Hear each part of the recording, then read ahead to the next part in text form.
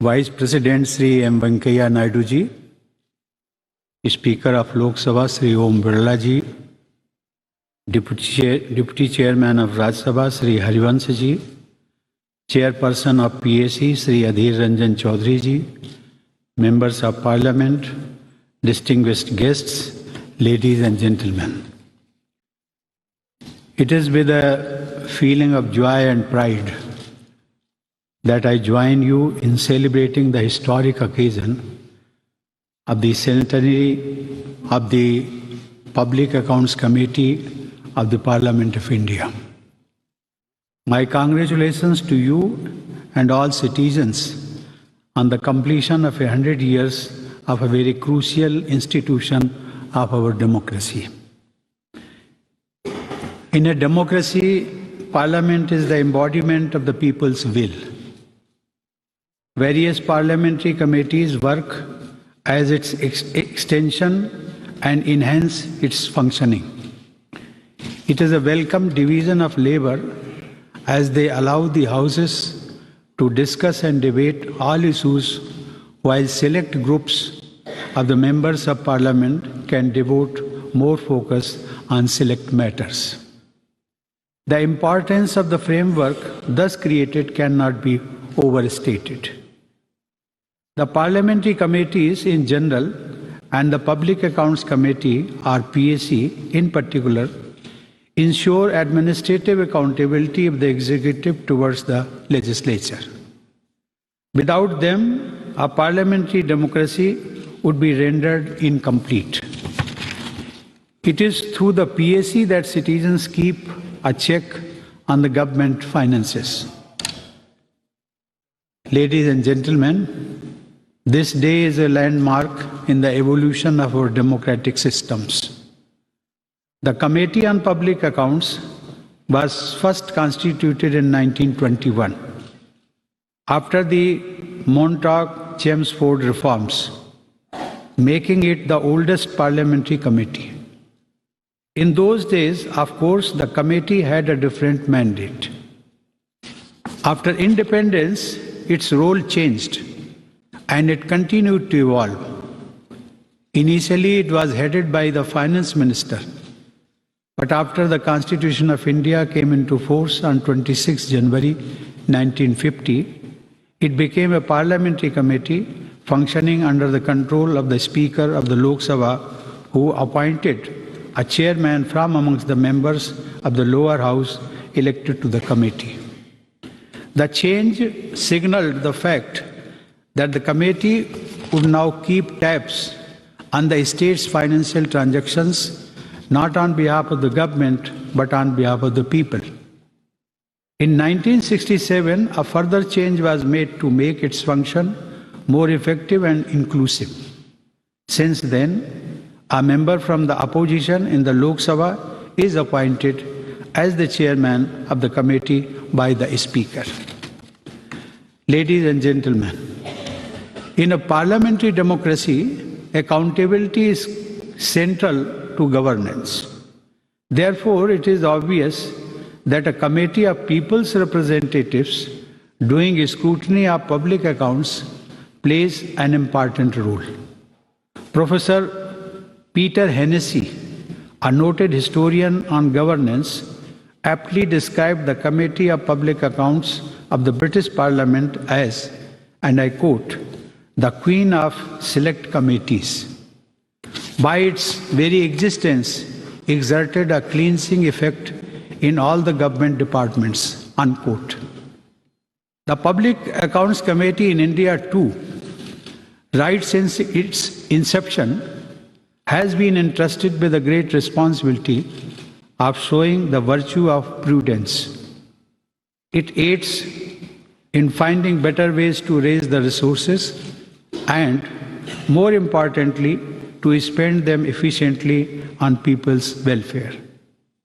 Since it is the Parliament that grants permission to the executive to raise and spend funds, it has the duty to assess if funds were raised and spent accordingly or not. The term account can also mean a report, an account of how things truly are. The PAC in this sense strives to render a flawless account of the Treasury. More important yet is another connotation of responsibility, that is, holding someone to account. It is this aspect of holding the executive to account on behalf of the people which is at the heart of functioning of the PAC.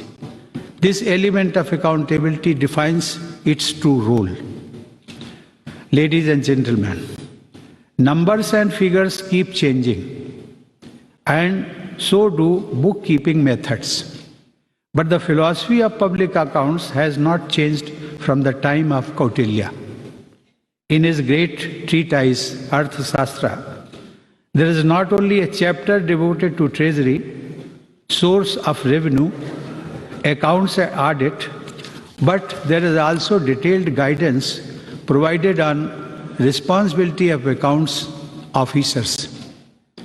Among other things, for example, Kautilya says the account officer must not try to interpolate an omitted entry as if it was forgotten inadvertently.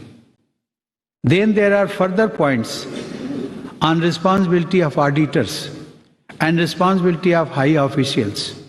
The chapter ends with a long list of punishments for failure to conform to the regulations. The point I wish to underline here is the critical importance of accounts and audit, according to Kautilya, in the functioning of the state. In more recent history, today's occasion brings to my mind the thoughts of Mahatma Gandhi on this subject. During the Satyagraha in South Africa, Gandhiji led a delegation to England to present the demands of the Indian community before the Crown. Needless to say, the delegation's long journey and stay in England was financed by the donations of the community. And Gandhiji was so careful in keeping accounts of the funds the community had given that he writes, and I quote, "We preserved even such trifling vouchers as the receipts for the money we spent in the steamers upon, say, soda water. Similarly, we preserved the receipts for telegrams as well." Unquote. I would like to further share what the Father of the Nation has to say as he expands the theme.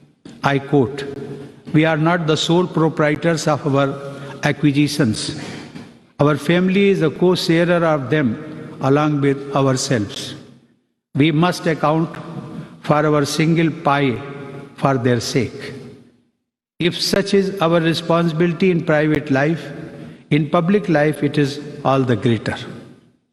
I have observed that voluntary workers are apt to behave as if they were not bound to render a detailed account of the business or monies with which they are entrusted." Unquote. In a sense, Gandhiji considered account keeping as essential to a clean public life as cleanliness is in social life. Ladies and gentlemen, the PAC, I am happy to say, has lived up to such lofty ideals and expectations. Its record over the decades has been commendable and exemplary. Its functioning has been praised by independent experts too. Many luminaries, including one of my predecessors, Sri R. Venkataraman, and three of our former Prime Ministers, Sri Atal Bihari Vajpayee, Sri P.V. Narasimha Rao, and Sri Inder Kumar Gujral, served on it.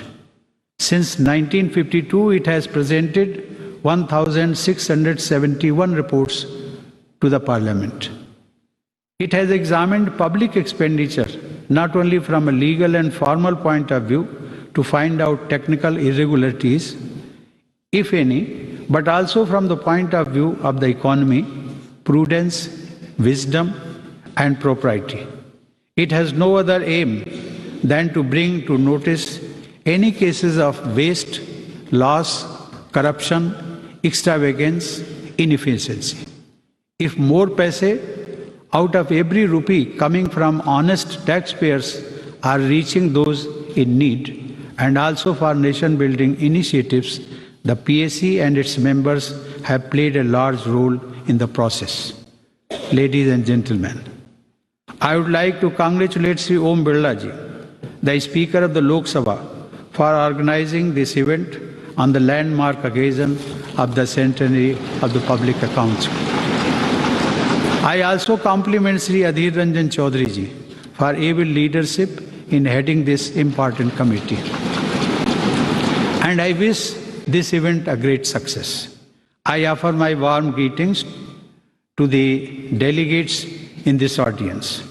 For the presiding officers of legislative bodies in India, PAC chairpersons of all state legislatures, MPs, past and present Comptroller and Auditor Generals, former presiding officers of Rajya Sabha and Lok Sabha, former chairperson of PAC, this event and the conferences to be held along with it would provide an ideal platform for discussion of ways to make the executive more accountable and thus to improve people's welfare. To all of you, my best wishes for all your endeavors. Thank you. Jai Hind.